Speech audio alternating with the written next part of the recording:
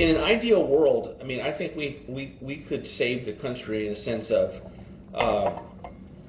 the largest deportation in history, and once that starts, you're going to be winning a debate along the way about what that looks like, right? Yeah. And so that's going to cause us to get us off of multiculturalism, just to be able to sustain and defend the deportation, right? If we're going to have legal immigration, can we get people that actually believe in Christianity? Is that something, or do we have to have, are we not allowed to ask questions about Sharia law? So I want to make sure that we can say we're a Christian nation, and my viewpoint is mostly that I would probably be Christian nationism. That's pretty close to Christian nationalism, because I also believe in nationalism. Behind closed doors, Vogt tells us not to take Trump's disavowal seriously. I expected to hear 10 more times from the rally, the president, distancing himself from the left's boogeyman at Project 2025. Yeah. And you're not worried about that? I'm not worried about it. Okay. He's running against a brand. He is not running against any people. Okay. He is not running against any institutions. It's interesting, he's in fact not even opposing himself to a particular policy. Yeah. He's been at our organization, he's raised money for our organization, he's blessed it from I remember walking into our last day in office and told him what I was going to do. So he's very supportive of what we do. Our investigation into Project 2025 began 2 weeks before the meeting with Vogt at a conference for religious nationalists in D.C. The truth is, Christian nationalism is not a threat to American democracy. Christian nationalism founded American democracy. Journalists from the Center for Climate Reporting have come posing as potential donors, looking to meet those involved in Project 2025. They're not hard to find. The Heritage Foundation, the group running the project, are here. So is Vogt's think tank. We make the acquaintance of Mika Meadowcroft, an author on Project 2025 and a close aide to Vogt. He tells us that Vogt is running the secretive second phase of Project 2025. And the second phase, after the book came out, was to break down actual sort of policy packets and executive orders and agenda items and things like that. That's been supervised largely by us.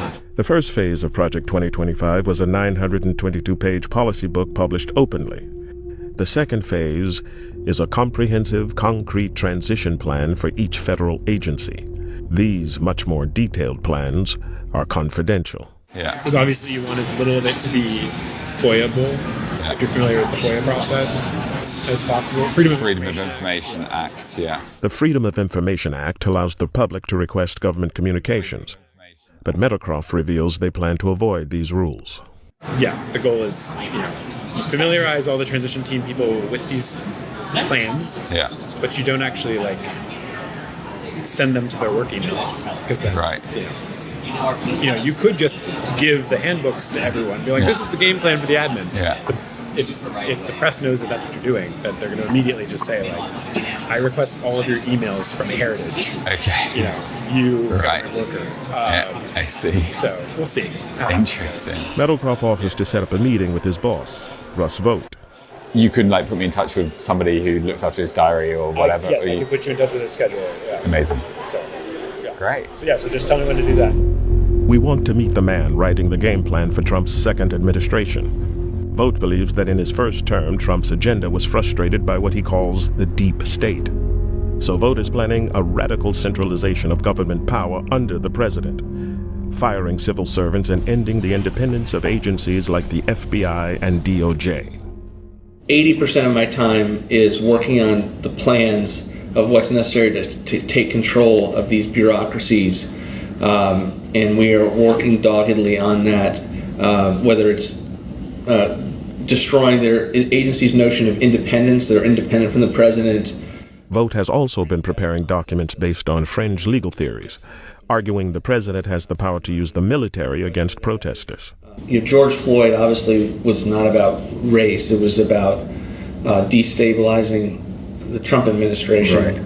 Right. We put out, for instance, a 50-page paper designed for lawyers to know that the president has, the ability both along the border and elsewhere to maintain law and order with the military, and that's something that it's going to be important for him to remember and his lawyers to affirm. But we've given them the case for that.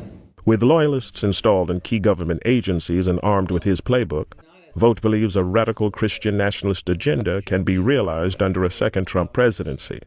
For example, on abortion. So I think the president's actually come up with a strategy that works, so long as you are giving people like me in the government the ability to block funding for Planned Parenthood, block funding for fetal tissue research. What I've told people is he had the most pro-life record ever. I've never seen him take it to stand in the way of a pro-life initiative that actually was real, politically and with momentum. And for Vogt, Trump's pick for vice president shows he's serious about pushing this ideological agenda when in power. So I am very happy with the JD pick. I think it's transformative for sure. And think of him as a member version of what we do. So there's no think tank, no policy organization, no battle plan creator other than us for the worldview that I think Donald Trump has and that JD has. But as public backlash against these plans builds, the Trump campaign has been scrambling to distance themselves from Project 2025's authors. It's complete and utter bullshit for any reporter to write that this is the way it is. The president's made it clear these people do not speak for him. They do not speak for the campaign. But Vogt tells us that behind the scenes, things are much friendlier. The Trump campaign recently picked him to write the Republicans' policy platform, making him essentially Project 2025's man on the inside. I think the best example is like the campaign selected me to be the platform because of their views on my policy ideas, and they're not running from all of the negativity that I get from the press. I see. So they haven't been spooked on you as a person, you don't think? No, I mean, I don't think I'm going to be their transition pick because then they have all these kinds of stories. But no, the relationship is great. The head of the Trump transition team has not yet been appointed. But Vogt says that no matter who is named, he'll be able to hand over his Project 2025 battle plans directly. If it's someone like Stephen Miller or Bob Lighthizer, then all the stuff gets plugged right in. If it's not, we'll figure it out. Okay. But all of it will be designed for a theory of the case that if a battle plan is out there that will do what he wants, there are the people like me that have his trust that will be able to get it to him in whatever position we're at, or I could be at Center for New America, but the relationships will be there, the trust level will be there. Project 2025's Radical Phase 1 policy book turned into a PR disaster. The director of Project 2025 has stepped down after facing criticism from both Democrats and the Trump campaign. But Vogt's Phase 2 battle plans, top secret and handed directly to the transition team, remain unburdened by the brand.